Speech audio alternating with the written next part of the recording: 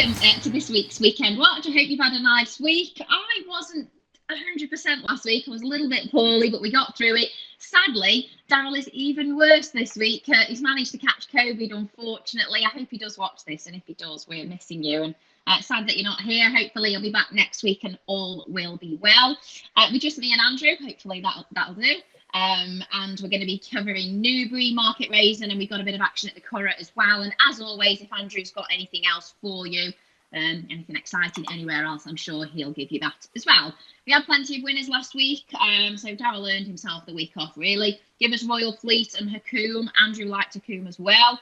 Ebury and Tad Leal, they both ran crackers at huge prices. Andrew also had Native Trail. And I managed to find Spirit of Bermuda, who drifted massively, actually, and won at 12-1 in the end. So we had a good week. Thanks to SBK, as always, for sponsoring this video. And we're going to try and find you some winners. So, Andrew, we're going to start with Newbury. We've got the 150, which is a listed race. 3-year-olds have a really good record in the Steventon, don't they? I thought Derab was a really interesting horse in this, who could hopefully try and stand his authority over this race. Martin Harley, I know, rides this horse plenty at home. He goes into the yard. No chance last time for him. A poor draw in the French Derby, but the time before thought very good when he's down and won by a wide margin. So you can see why he would be much nearer to the top of the betting than the bottom. Yeah, cracking race this. Couldn't put you off Derab. As I say, big step up in class after that maiden or novice win to running the French Derby and finishing 8th was no disgrace. And just, as you say, never got into it from off the pace from a high draw, like a lot of horses in that race. Faces some pretty stiff competition, though, from the likes of Real World, who, of course, won the Hunt Cup on the far side, when that probably wasn't the place to be. The majority of the first... the first 10 home that day came from high draws. I think 8 of the first 10 beat Le Bon in 5th was the other one, and that's another one who's running this weekend. And Solid Stone was a horse I was impressed with at Royal Ascot, who finished 3rd in the Wolferton Stakes in a field of 13. He's always been best in small fields, got a fantastic record in single-figure lineups. Whether there's just one or two too many horses for him here remains to be seen, but we might have a couple of non-runners. They're calling it a good to soft still, I think, at Newbury, but with the drying forecast over the next couple of days, it could be on the quick side of good come Saturday. So obviously keep an eye out for that, any going changes and non-runners. But yeah, I sort of went round in circles thinking, I want to be with Real World, I want to be with Solid Stone, I want to be with Derab, but the front three, the betting, so there's no juice there. So I might just throw a couple of quid at my old friend Majestic Dawn, who, of course, won the Cambridgeshire in the first time blinkers for the Coal Yard last year. He tends to need a run to come to hand. He impressed me by finishing a good 3rd on his seasonal debut. I thought he'd need that run. You look at his record second time out. I think, well, it's basically he needs his run. When he's been off the track for 8 weeks or longer, he needs the run, and then when he comes back quickly after that, he's won 3 from 3. These are the conditions he's got on Saturday. He's 12-1. If there is juice in the ground, that will suit him. Although it was officially good when he won the Cambridgeshire, of course. So at double figures, I'll just go for Majestic Dawn. But it's a race where, because I can't discount those near the head of the market, I don't really want to get too heavily involved in financially. Yeah, your double figures anyway, at least. Majestic Dawn, unlike all the ones that we've both mentioned before. So try and take a bit of a price for that one as regards the places. And Majestic Dawn has won as well in the past at Newbury, so has a bit of course form. So fair few positives for that one. At the 225 at Newbury, long distance handicap class 2. We've had 3 runnings so far of this race, and all 3 winners have been 5 or 6 years old. So first 3 in the betting currently are all 4. So we'll see if that stat can be changed. Withhold comes in here. Withhold was the winner of this back in 2019. And Andrew will remember, I had a winning nap and the horse is in here. Rodrigo Diaz. I've napped on the pod before, was hammered in the betting, so I look like I've napped a very short price favourite, which doesn't be fair on me. I remember it well. Obliged. Yeah, duly obliged anyway. Does like to be held up and comes late. They crawled at Kempton last time out, so of course then they kicked from the front, didn't suit, just couldn't quite get there. He goes back up in trip and I think has got plenty more to come. I said when I napped him a while ago when he won, I think he's better than these kind of races, better than a handicap, definitely. So I will be sticking with Rodrigo Diaz for that 225 again. I really like him as a horse. So, Andrew? Yeah, there's this is very interesting. I kind of went down the rabbit hole with this race. Thought, 2 mile handicap. It's not really my bag. This won't take very long. I'll just find a couple of sort of semi-sensible things to say about the front two and the betting. And I thought, hang on a minute. Because last year, Ian Williams won this last year with Rasen, who was wearing a visor for the first time, owned by Marwan Kukash. And he's got Mancini in this race, first owned by Marwan Kukash, wearing headgear for the first time, blinkers in this case. Yeah. Now, this horse is got an incredible record at this time of year. He's won in the corresponding week 3 times in 2017, 2019, and again last year.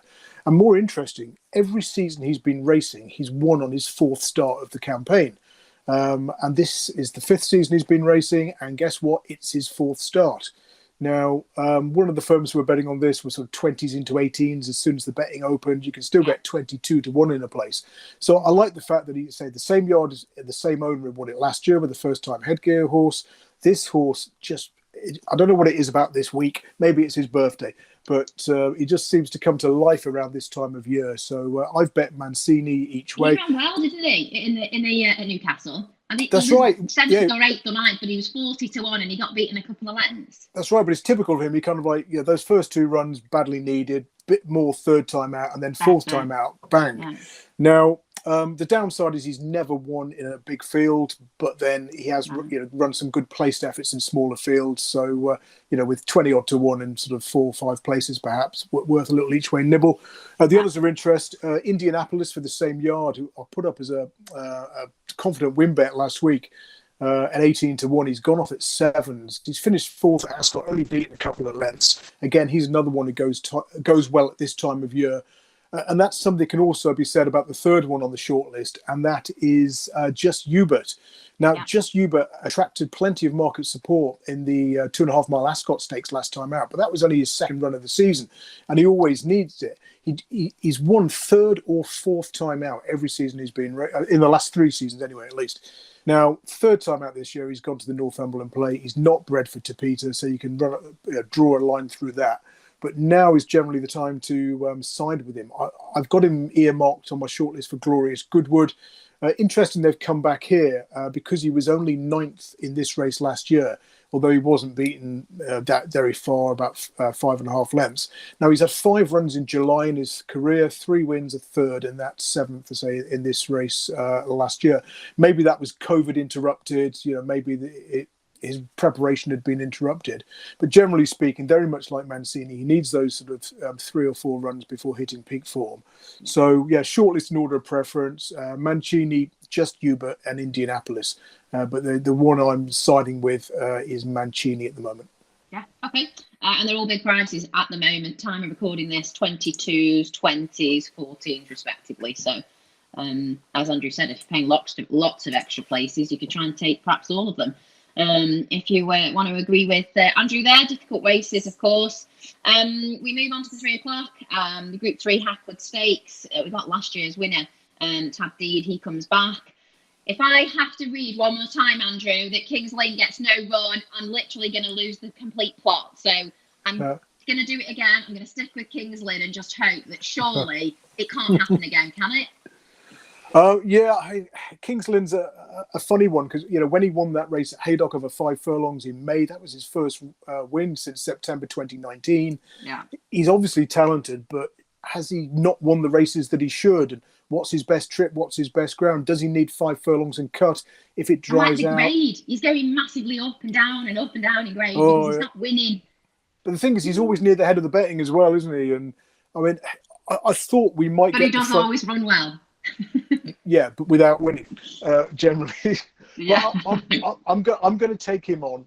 I'm going to take on Diligent Harry as well. Diligent Harry is talented, but he's making his turf debut. So you've got, a 5-2 shot who's never raced on turf before, a 5-2 shot who perhaps, doesn't win as often as he should. And then 3rd in, well backed already, 11-4 from a 4-1 in the first couple of hours of trading, is last year's winner Tabdeed. Now, Tabdeed prepped for this last year with a run on the all-weather. He's done the same again, running a solid enough 4th in the Chip Chase Stakes behind Chill at Newcastle. And he's had 5 runs on turf over 6 furlongs on good to soft or quicker ground. He's won every single one of them. So, I'm with Tabdeed here. Okay. I'm sticking with Kings Lynn again. I'm sure I'll regret it, but it is what it is.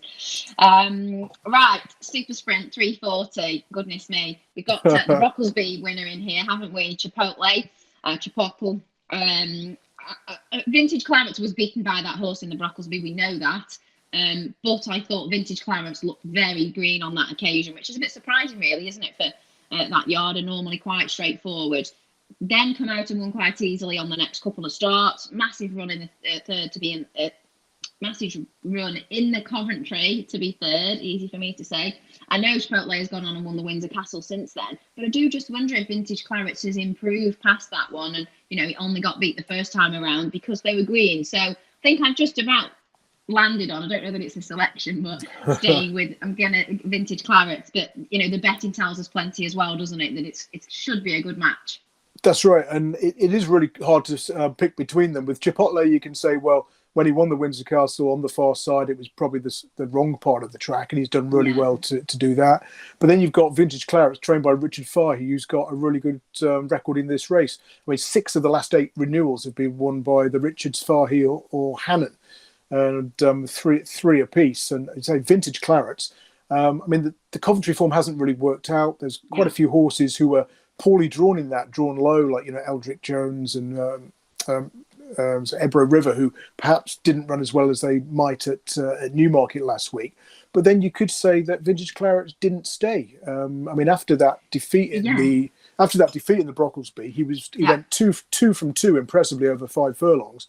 And I think he's hit the front, hasn't he? Just about down the stand side. Literally closing stages, just 1 or 2 compounds. And then just got fetched out. You think, 5 for. I think of the pair, I mean, I respect them both, but I just prefer Vintage Clouds is the bigger price. And because of Fahey's record in the race, I'd side with him.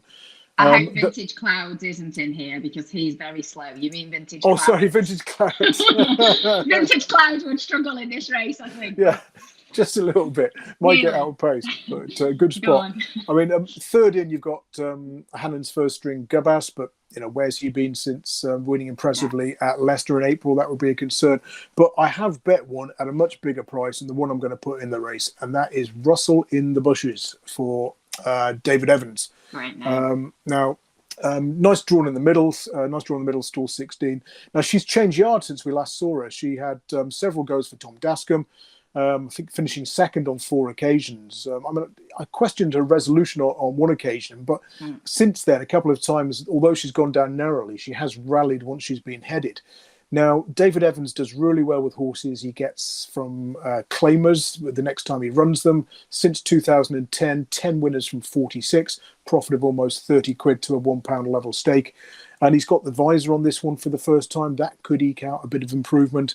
And looking at raceform speed figures, although it was only a Chester claimer and she was a narrow second last time, she's actually got the 6th best last time out speed figure in this race. So if David Evans, as he often does with other people's cast off, can get just a little bit of improvement out of this one in the headgear, she's a speedy sort. Prominent down the middle is often what you need at Newbury on the straight course. She's 66 to 1 in the place, 50 to 1 generally. I thought I was just going to throw a couple of quid at her each way in what is, this race, sometimes you look back at it and think, well, that was obvious, wasn't it? The Royal Ascot horses won 7 to 4, probably should have been 7 to 4 on. Other times you get a 50 to 1 shot pop up and you think, what was I thinking having a bet in the race? So I'll go with the 50 to 1 shot this time. You'd be less wounded, wouldn't you? Exactly. If the short price horses do well, you wouldn't be as fussed. Go and watch and win. So Russellinthebushes, as Andrew said, 66 is big price at the moment. Again, at the time of recording. Anything else at Newbury, Andrew? No, not at Newbury. Okay. On to jumping then we go. Market Rasen. Looking forward actually to Market Rasen on Saturday. We've got 205 we're going to start with, class 2 handicap over hurdles. And we've got some, nice looking prospects in here, younger horses that seem to be on the up and up, Andrew, in that 205. Yeah, this is a very good race. It tends to go to a form horse. 8 of the last 10 winners were first or second on their latest start. One of the others was third. That was last year's winner. And that doesn't help us that much. No, it's right, because most of them come in a good form. Although if you discount those age 7 or older, that might help as well, because they don't have a particularly good record. It does tend to go to a younger horse. And heading the market at the moment is Hooper, and understandably so, trained by Nicky Henderson. incredibly consistent since he's had wind surgery. I think it's 9 runs, 6 wins, and 3 seconds. All those second places by a length or less. So I'm not sure who's going to ride him because he's been ridden by a conditional jockey his last few starts, and whether he'll be on again or whether they'll go. Oh yeah, Ben French Davis, I see, is actually booked up now. He wasn't declared, Yeah, he wasn't when I first looked at him. So yeah, he's been on board for the last 3 wins, I think. So don't worry about that. I mean, Compron for Philip Hobbs is probably sort of second favourite of most firms, around about 6-1. I mean, he's been incredibly consistent as well, and made all over course and distance last time out. I mean, Market Rasen, generally speaking, over hurdles, I like to be with front runners on prominent races, but in this race, because of the size of the field, the quality of it, the fact that there's usually a disputed pace, we have had quite a few come from off the pace as well. So it's hard to narrow it down by running style. Yeah. Now, there are others at bigger prices that also make appeal. Mrs. Hyde, a wonderful mare trained by Brian Ellison, who was in really good form last winter before having a break. Hasn't cut much ice since having a go on the flat, but she loves going right-handed. She did win at Wetherby, but she jumped out to her right in every hurdle, and that helped her because she ended up on the outside of the track when the inside was riding a lot slower and was badly cut up. Now, she's had 3 goes right-handed, first, third and first, all those wins coming here at Market Rasen. The third was a really good effort because she took up the running from a long way out in the straight and there was a strong headwind. Loads of horses who made the running that day came out and won since. She doesn't fit the age stats for this race, but say she has, coming back to a right-handed track's going to suit her. And Stonific, this is a fascinating one for David O'Mara. Yeah, I was going to say, you or Daryl put it up, didn't you? I think on the that's right. I think we both it. I mean, Stonific is a horse who's always gone best off a strong pace in a big field. I mean, he was last of 4 at Cataract last time, and the stewards had them in and say, what was the explanation? And it was like, well, they couldn't offer one. I said, well, it's quite simple. You need cover, you need a big field, you need to go like the absolute clappers. Now, this horse is known as a flat horse, but hasn't had many opportunities over hurdles, particularly in handicaps. And given that David O'Mara has won this and had 2 places from 4 runners over the last 10 years, I thought it was significant that Stonific, everything is going to suit him in terms of the tempo of this race and the class of it. Kind of horse who often does better in a better class of race because they go that bit quicker. So, rather long shortlist there. Mrs. Hyde, I love. I will have to have something on her, but I'm just going to back Stonific each way and I hope they go too quick up front. Yeah. Have you got anything written about Wicked West of Richards? What do you think of his last couple of runs? He's moved yards and he's looked thicker, hasn't he? The yard's been in really good form at the time of recording. 4 wins from 16. 2 from 2 since joining this yard, and we know Dr. Richard Newland does well with horses he takes over from other yards, particularly in handicap hurdles. You can make a good profit back in those blind. I'm always a bit careful about Southwell hurdles form though, because of those fixed rush hurdles. It doesn't always translate. I know he won at Foss last the time before, but he's the kind of horse 6-1 for a Southwell novice winner running in a competitive Class 2 handicap hurdle. Yeah, it's not enough value. Yeah, it was. Would it surprise me if he won? Probably not. Do I want to back him at a single figure price? No. So I'll go. He made all last time, which you just said you wouldn't be perhaps looking for in this race. Because there's others who've done that as well. It might just be a case of them going a bit too quick here and setting it up for someone like Stonific or Mrs. Hyde. Yeah. Okay, that makes good sense. On to the Super Summer Plate we go for the 240. And again, talking of younger legs and younger horses, the youngest horse in the field looks to be heading the betting here. Of course, Captain Tomcat, which is Dr. Richard Newland's. Diva Racing look to have a kind of good prospect on their hands. Perhaps perhaps he is their best horse now, isn't he? And he's perhaps Richard's as well, actually. Looking forward to seeing how Captain Tomcat goes. Yeah, I've been really impressed with the way he's won since he's gone over fences. 3 from 3 in this sphere now. He's young, he's on the up. He's a solid enough favourite, really. I couldn't put you off him. Wasn't hugely keen on last year's third, Solomon Gray, who's generally second favourite with most firms.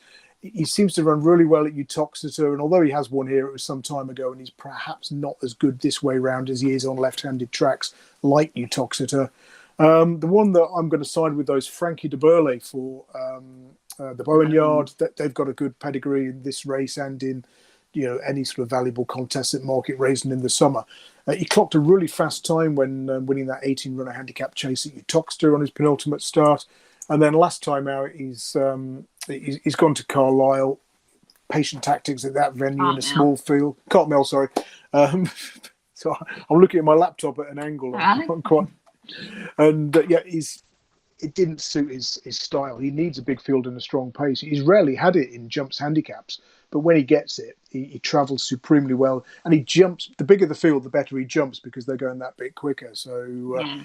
I remember, Tidal Bay, who won the Arkle, he didn't jump well in small field novice contests because they didn't go quick enough for him. Everyone said, "Oh, he'll never get round Cheltenham." He actually, jumped superbly because of the tempo of the race. So I'm hoping that's the case with Francky de Berlais here. There was, bear with me one sec. Oh, the other one of interest was Lord Brian. Clocked a fast time when winning over course and distance last time. I felt he improved for the cutback in trip that day to this 2 mile, 5.5 furlong distance. He'd been running at up to sort of 3 miles 3 and not really been suiting. And you look at his last 6 runs right-handed, trips short of 3 miles, very consistent, first, third, close second by a head and first. So Francky de Berlais over Lord Brian for me.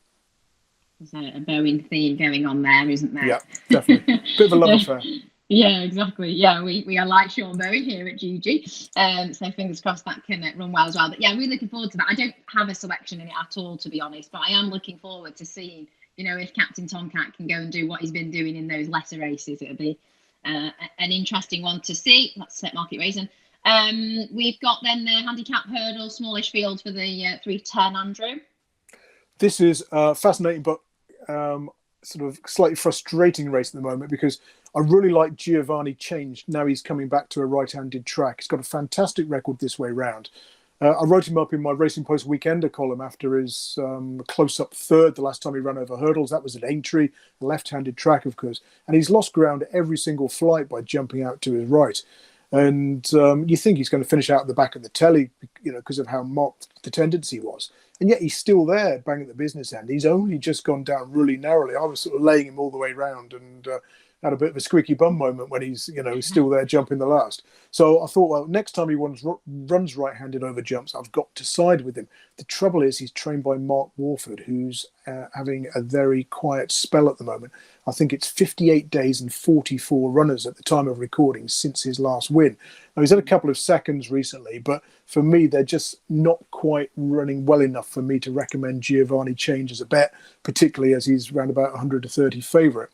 So I'm kind of holding fire for 48 hours, praying that he has a few winners in the next couple of days and the stable comes back to life. Now, the other interesting one, Taste the Fear. I'm struggling to see why he's so short, around about 4 to 1. Good second at Worcester last time out. On his penultimate start, he won at Utoxeter. But those are both left-handed tracks, of course. The last time he ran right-handed, which was at Carlisle this time, not Cartmel, in February, he's jumped markedly out to his left and he's got beaten 15 lengths.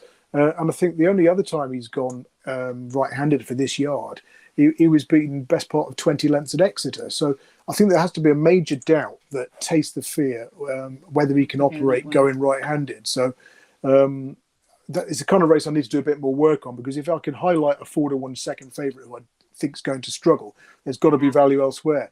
And if the trainer of the favourite's out of form, despite the favourite's obvious credentials, there could be a bit more there. I mean, Breaking Wave surprised me last time. I've always had him down as a horse who goes well when fresh. I thought he might struggle because he'd been off the track for just a couple, for about 3 or 4 weeks. And again, he won well, but that was at Southwell. And again, Southwell hurdles form, does it translate? Byron flying, not out of it. He's a 10-year-old, but you look at the roll of honour of this race, it's sort of horses aged 5 up to 11. He's got a tongue tie added to the cheek pieces, and he was the early mover, 9s into 15 to 2 when the betting first opened. So there might be a bit of value here in some of the outsiders, and could be a bit of a place pot buster this race if those front 2 in the betting do disappoint. Yeah, it's a difficult one, that, isn't it? Okay. Computer's on a go slow. Hold the phone. Anything else? Any of the other races at Market Rasen? No, not that. Okay, and then we've got the Curragh, haven't we? We go over to Ireland, pull that 325. That's going to be obviously our main focus. The Irish Oaks, and of course Snowfall, very hot favourite for this. I'm sure nobody is surprised to hear that whatsoever. I suppose the thing is Snowfall going to go and win easily? And if that is the case, have we got any value with currently the 8 runners, Andrew? Yes, will he win very easily? She win very easily was my thought. Although she has drifted 7-2 on from 9-2 on, but still doesn't tempt me. And is there much value taking her on with an each way selection? Difficult to know which one to go for. There's so many with fair claims. I thought the obvious one is one of the other Aidan O'Brien runners, Divinely. I thought. She was the one I would perhaps recommend if I were going to go for an each way stab. But for me, it was just a race to watch and enjoy. And I'm kind of hoping she does what she did at Epsom and demolishes this lot. And then, one day maybe we can look forward to her running against Hurricane Lane, and that would be an incredible clash. So, maybe in the Arc. But not a race that I could see beyond the favourite, and not one that I wanted to play each way in. Yeah, exactly. Well, just Snowfall won by 16 lengths last time. So depending on who you're betting with, if you want to try and look for a ridiculously good distance, but I don't think you'll get much value about them either, because chances are that's exactly what's going to happen. Anything else at the Curragh, Andrew? I know there is a couple of other good races. But... Yeah, I like the 250, the Scurry Stakes 5 furlong Group 2 race. I mean, the first thing I normally do with Irish Group race sprints is side with the British runners, because they do incredibly well over the years. But for the first time I can remember, this race hasn't got a British raider in it, which is incredible. So the Brits have won it 6 times out of the last 10, had a host of placed horses as well. So that could make things a little bit easier for Measure of Magic, who won her first 2 this season and then went to Ascot in the Commonwealth Cup. Had no answer to the front 2 that day, Campanelli and Dragon Symbol, but was far from disgraced in third. 6 furlongs on heavy ground would have tested her stamina there as well. And, even sort of an extended 5 looked beyond her at one stage last year. So coming back to 5 on quicker ground, I think everything's right here for Measure of Magic. She's round about 4-1 second favourite, and I thought she was best of the home contingent. Yeah, it's a difficult one, isn't it? You wonder as well, with you saying about... you said Scurry Stakes. You mean Sapphire Stakes? Sapphire Stakes, sorry. Yeah, it's okay. You confused me and I thought, am I doing something wrong here? But no, that's right. So Measure of Magic in the Group 2 Sapphire, which is at 250. I suppose with you saying about the English raiders going over there, I wonder again whether, just with COVID, if people just, it's such a mither and staff and people travelling, whether, people are just thinking it's just not worth them either. Yeah, and I guess there's been opportunities, over here as well recently. So, and coming up at Glorious Goodwood. So maybe the cost, the hassle, and the timing perhaps not worked out this year. Yeah, but okay. I'm coming to the Scurry Stakes now, because that's another race at the Curragh, the 4 o'clock. This is a really good 6.5 furlong handicap, and again, it's another one where British trainers have done well over the years. Now we've only got one runner, and that is Gulliver for David O'Mara, who was second, beating a short head, I think it was, in this race 12 months ago. Now, he's a horse who's won the same race at York in October, tends to come good sort of like later in the season. So, but given he's run well in this race before, and he has caught the eye once or twice this year, running well against biases, maybe Gulliver can give you a good run for your money each way in that 4 o'clock. Yeah, I've got plenty of runners in there. I think they're about 7-1 the field there, and that is Gulliver is about 7 or 8-1. So difficult one. Okay. Anywhere else? Then that's it, Andrew. Do you like anything anywhere else for the whole of Saturday? Yeah, just a couple to mention. In the 215 at Newmarket, 6 furlong handicap, a horse of Eve Johnson Houghton's called My Style. Now, My Style won the Grey Horse handicap at Newmarket in the middle of August last year over this course and distance. The year before was third at 16-1 in the Grey Horse handicap. Obviously been laid out for that race again, but might be capable of winning or at least placing on Saturday en route. Now, last time out, ran at Bath and did pretty well, because the first 3 home that day were up with the pace, whereas My Style came late, a trip that was on the sharp side, and did best of the hold-up horses. Now, I'm sure all roads lead to Newmarket next month for that, that Grey Horse race. But certainly, I want to have a few quid on each way, and because this is the time of year that he peaks, and he always tends to be Sort of a bit like just Hubert and Mancini, needs those 3 or 4 runs before hitting peak form, and the signs are that he's ready. He's coming to the boil, so we might be there a race too early, but certainly worth considering. If you're having a place pot, for example. And in the 250, beat Le Bon.